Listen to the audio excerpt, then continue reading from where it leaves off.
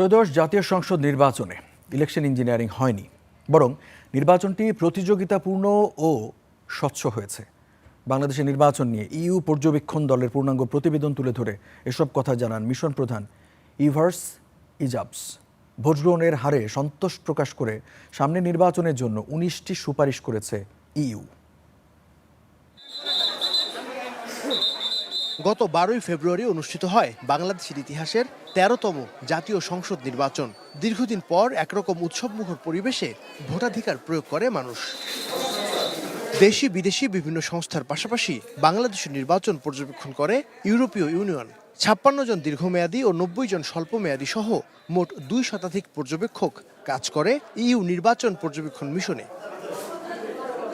নির্বাচনের দুদিনের মধ্যে প্রাথমিক প্রতিবেদন প্রকাশের পর এবার প্রায় ২ মাস পর পূর্ণাঙ্গ প্রতিবেদন তুলে ধরল তারা।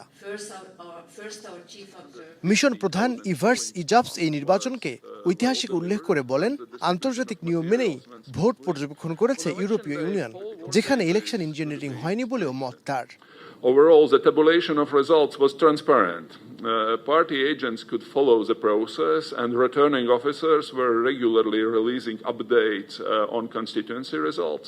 Many electoral inquiry and adjudication committees were proactive and played a positive role in upholding campaign rules, yet financial and logistical constraints limited their effectiveness.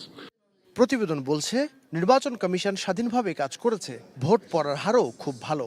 Postal ব্যালটেরও প্রশংসা করে ইইউ পর্যবেক্ষক দল। 70,000 voters living abroad were enfranchised during a postal ballot, which was a success.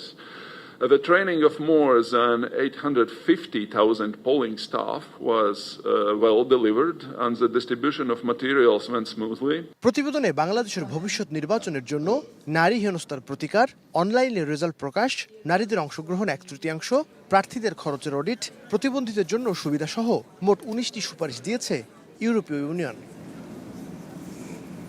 Naim Abir, star news, Dhaka.